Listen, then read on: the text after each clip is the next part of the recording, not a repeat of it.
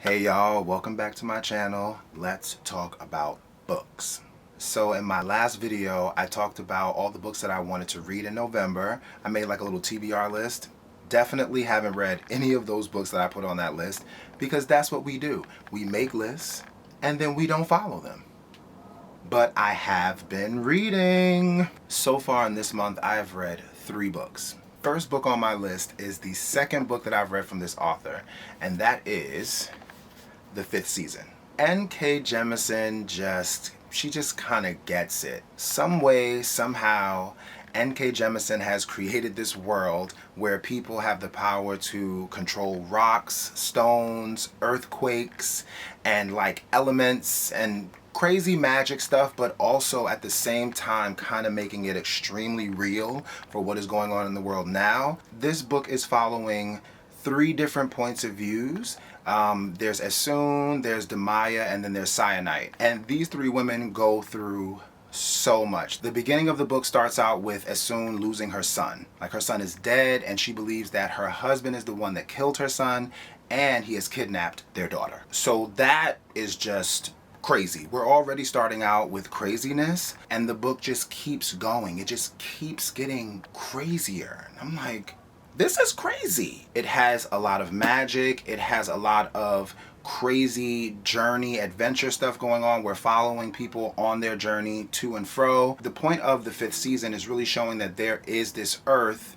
that exists kind of like ours, but much different because of all the earthquakes and craziness that's happening. They have 4 seasons like winter, fall, summer, and spring, but because of these magical people who can control earthquakes and all these different things, they created a 5th season, a season where the sun is gone, there's no food, there's chaos and craziness. And that's what this book is about. It's about a 5th season that is coming up that they think is going to last like maybe even like 1,000 years. Crazy.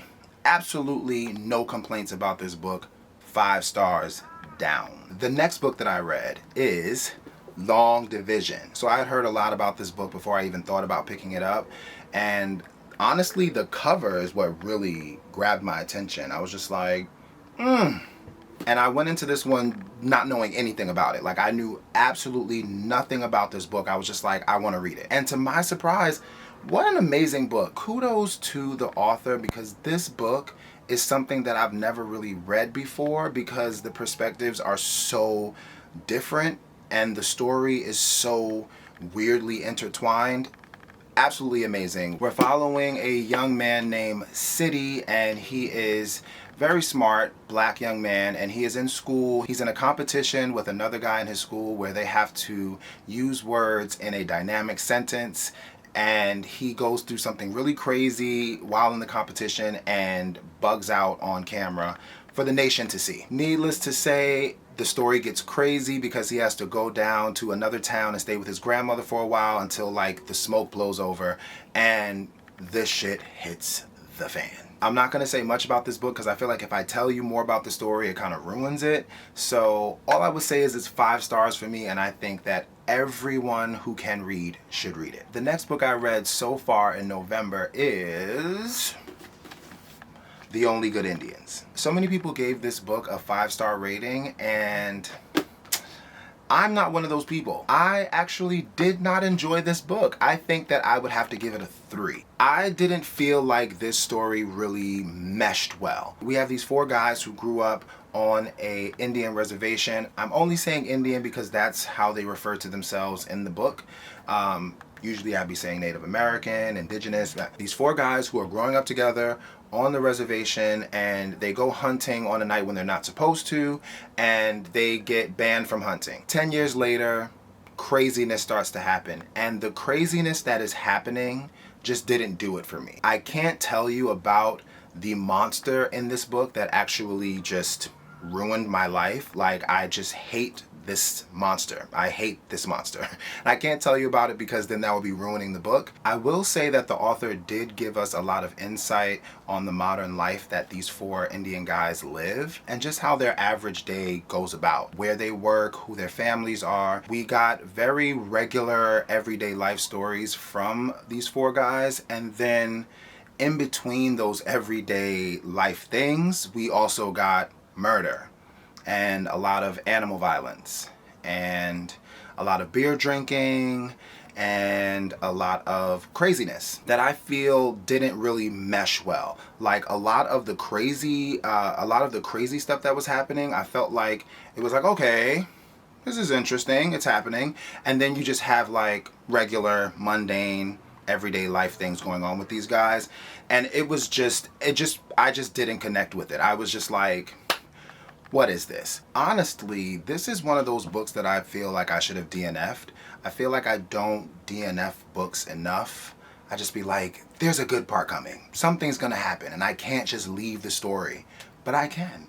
And this is the last book that I will hate after 30% and finish. The ending in itself was just, are you kidding me? I'm sorry for the people that actually did love this book. Maybe we can have a conversation because I didn't love this. So really quick, I want to talk about 3 books that I plan on reading within the next 2 weeks. First book is actually on my TBR from my last video. I'm actually going to read something from my TBR. Whoa. Legendborn. I already started. I'm like 40 pages in, so I'm actually reading it. Now, if I don't like this book, I will DNF it. Even though the world has given this book a 5, 6, 7, 8, 9, 10 star rating, listen, if this book is not as good as y'all say it is, I am going to be livid. Nah, I'm just playing. I'm not gonna finish it if I don't like it, but I think that it's gonna be good. It's about magic, love magic. I'm reading Legendborn. I also started reading Black Panther anthologies. Like, okay, this is Marvel, Black Panther, Tales of Wakanda, a groundbreaking anthology from the African diaspora. Y'all know how important the Black Panther is. From what I understand, the Black Panther is the first standalone major black superhero. This book is pretty much expanding the world of the Black Panther as we know it, so we get to know a little bit more about Wakanda and all of the characters that are connected to Wakanda and the Black Panther. So it's not just like the Black Panther. It's almost like Batman and Gotham. So now we have Black Panther and Wakanda. And there are tons of amazing black writers doing their thing in this book. A few that I've read, a few I've never heard of, and I can't wait. Like, I mean, this is a thick junk, but it's already good. I'm probably like 50 pages in this one as well, and I'm loving it. I've never been a comic book person, so I'm kind of glad that there are no pictures, but I think I want to start reading like comics as well, manga and all that stuff that y'all read. Look, I'm new. I'm trying. I'm gonna read. Last book, Dark Matter. So with this book, I had no idea what it was about. Like, I saw this on Book of the Month, and the cover, I was just like, oh, this is dope. Absolutely amazing. Come to find out, it's about someone who gets knocked over the head and then they wake up in another world, another life, and they're just like, what is going on? I love that. I love that you're going about your life one day, you get knocked on the head, and then all of a sudden you wake up and you're a new person and you're just like, what's going on here?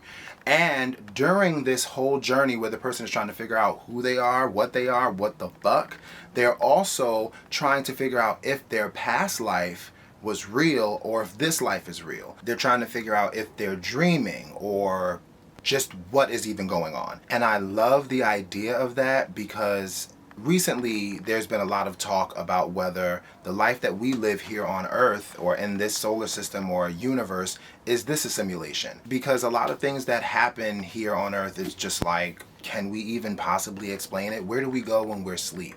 What happened before we were here? Why can we only remember from like age 3 and up? And what happens after this? So that all kind of seems like if we were reading a book about real life now, would we think that this is a simulation? Maybe. That's why I thought this would be a really good book to read, because it kind of teeters the line of and huh and what? So yeah, Dark Matter. That's the last book on my list. So I think November is going to be an amazing reading month. I've got a lot of diversity in there. I've got books that I've actually loved so far, one that I hate, some I have no idea what they are about. One thing that I do hope I get to achieve in November is to be a part of the nonfiction November movement. I've read none none whatsoever, any nonfiction in about 3 months, so this would be the perfect time to do so. But that's it for now. Thank you guys for tuning into my video. I hope that you get to read some of the books that I talked about, and I'm going to see you next time.